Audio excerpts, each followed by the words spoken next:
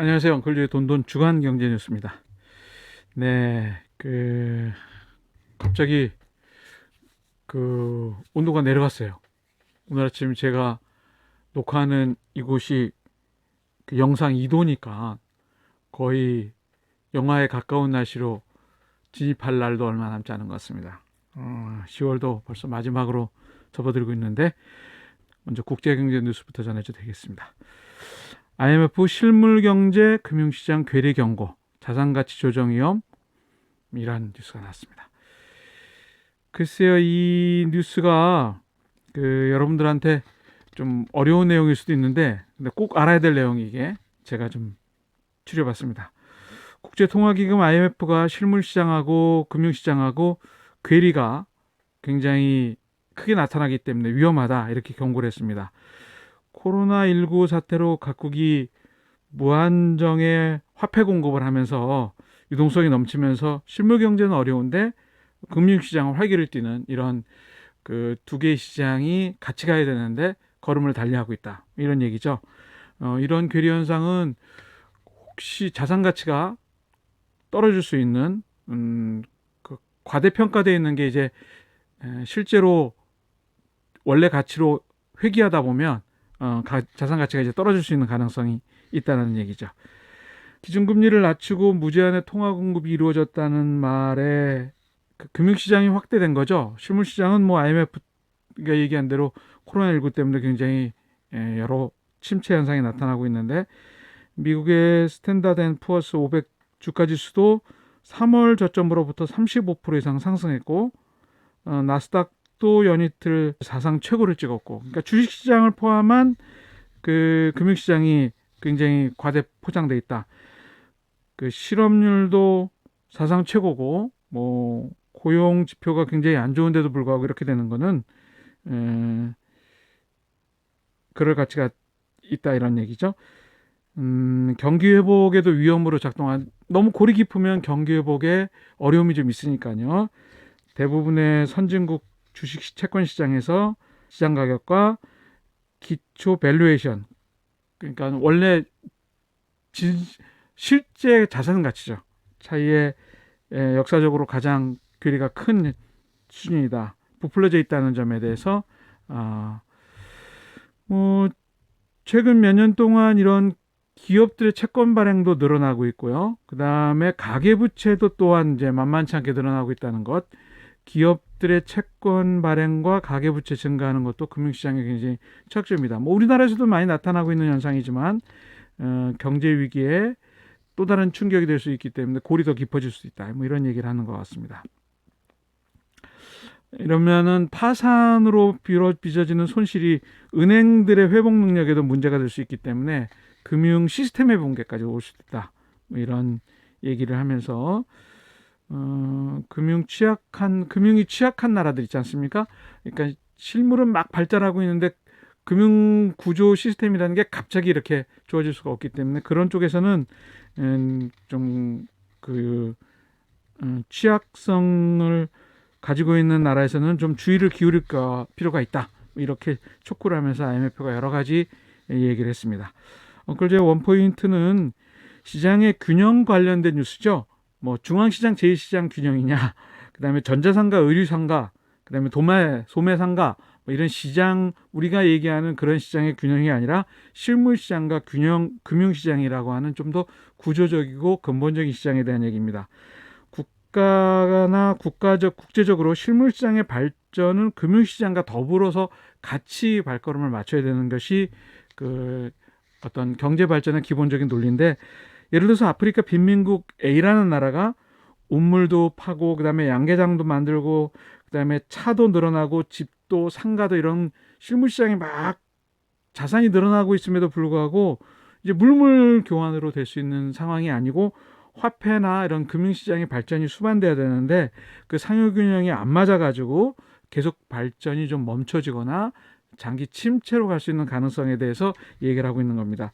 현재의 선진국을 포함한 세계 경제의 시장은 실물시장이 침체되어 있는 거, 뭐 고용, 뭐 소득, 뭐 이런 것들이 실물시장의 대표적인 거죠. 자산가치 하락, 뭐 이런 것들이 일어나야 됨에도 불구하고 금융시장이 확대되기 때문에 정부의 화폐 공급으로 유동성이 풍부해지니까 유동성 시장으로 인해서 이제 좀 그 1억 원짜리 1,000만 원짜리가 1억 5천 1,500만 원 이렇게 과대 포장되어 있는 그런 시장의 가격의 왜곡 현상에 대해서 IMF가 찝어서 얘기를 했습니다. 한국의 현재도 마찬가지입니다. 부동산 주식시장의 과열 뭐 이런 것들이 그 일본의 장기 침체의 초기 현상과 유사하다고 하면서 걱정하는 국내 전문가들 좀 있거든요. 그래서 이번에 IMF의 얘기와 함께 우리나라의 시장에 대한 그런 균형에 대한 개념, 그다음에 금융시장의 과열 이런 부분을 좀 고민해 봐야 되는 그런 시기가 아닐까 생각합니다. 자, 이번에는 국내 경제 뉴스 한번 보겠습니다. 1,000만 명에게 소비 쿠폰 뿌린다. 코로나19 재확산 시 즉시 중단.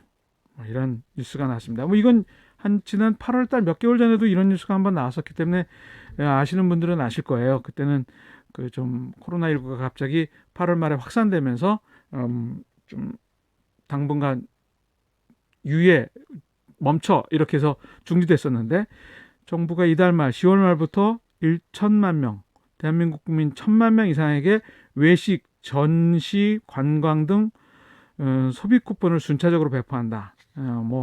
이 코로나19 확산, 소강, 재확산 그리고 망가진 내수 이런 것들을 위해서 최소한 연내에는 이런 것들이 좀 그 확산되도록 그렇게 준비를 한다 이런 얘기를 정부가 밝힌 건데 뭐 방역 대책 당연히 수반되면서 얘기를 하겠죠.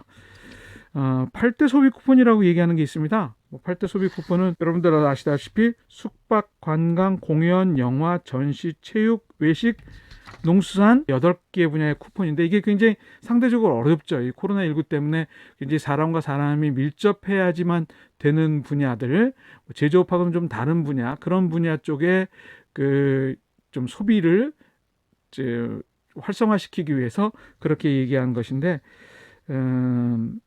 경기와 고용 뭐 이런 것들이 사실 골든타임이라는 게 있잖아요. 침체됐을 때 약을 줘야 될 때 약을 줘야 되고 그다음에 병원 가야 될 때 병원 가야 되고 그다음에 그런 것들이 있어야 될 때 못하면은 나중에 너무 침체되면 넉다운이 됐을 때는 일으켜 세우기가 힘드니까 이런 얘기를 하고 있는 것 같습니다.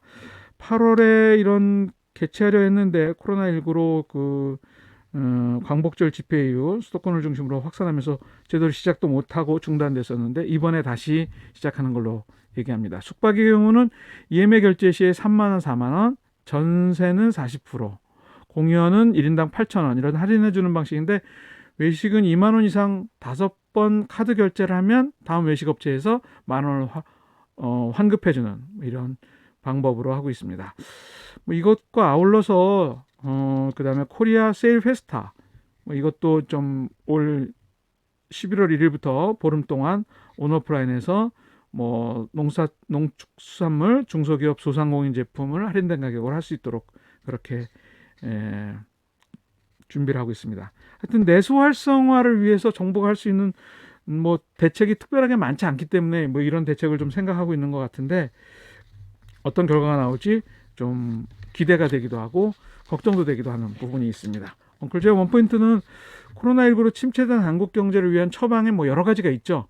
전국민 소득지원금, 그 다음에 취약계층 지원금, 소상공인 지난번 2차 지원금처럼, 그 다음에 이번에 이제 소비 쿠폰 지급 이런 얘기들이 나오는 건데 소비 증가를 유도하려고 하는 정부의 안간힘을 좀 볼 수 있습니다. 왜냐하면 소비가 증가하면 그 매출이 증가하고 매출이 증가한 그 판매자 입장에서는 소득이 증가하니까 그 소득 증가한 것을 또 소비로 다른 분야의 필요한 분야의 소비 증가를 이렇게 해서 이 소비 매출 소득 소비 매출 소득 이 순환이 일어날 수 있도록 그렇게 하는 건데 결국 소비 쿠폰 지급은 간접적인 소상공인 지원이죠.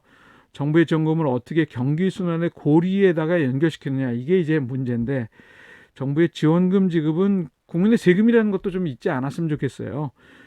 정부가 이렇게 10만 원 하면 만 원, 2만 원 환급해 준다.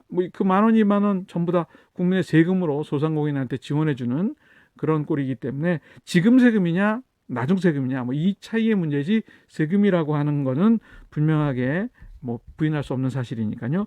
또 중요한 문제는 소득 증가 숙제가 단순하게 이렇게 지원금 문제로 불이 붙을 거냐, 4차 혁명 시대 일자리 감소하는 거를 자생적인 소득 가능 시스템으로 어떻게 만들 거냐라고 하는 구조적인 문제도 있죠. 뭐 이건 뭐 산업 구조 개편, 뭐 그다음에 뭐 고용 시장의 어떤 탄력성, 뭐 이런 것들이 수반돼야 되는데, 선진국의 예를 좀 성공한 경우를 좀 한국이 잘하고는 있다고는 하는데, 뭐 대한민국 국민들은 여기에 만족하지 않고 좀 근본적인 대책에 대한 주문을 하고 있으니까 이런 부분이 좀 필요하지 않을까 생각을 해봅니다. 엉클즈의 주간 뉴스는 오늘 여기까지 합니다. 궁금하신 경제금융용어, 뉴스 내용, 금융상품, 재무상담, 돈과 관련된 고민 댓글로 올려주시면 제가 고민해서 함께 풀어보는 시간 갖도록 하고요. 그 다음에 뉴스를 보신 분 마음에 드시면 구독, 좋아요 누르시면 저도 또한 힘이 될 것 같습니다. 자, 다음 시간에 뵙죠. 감사합니다.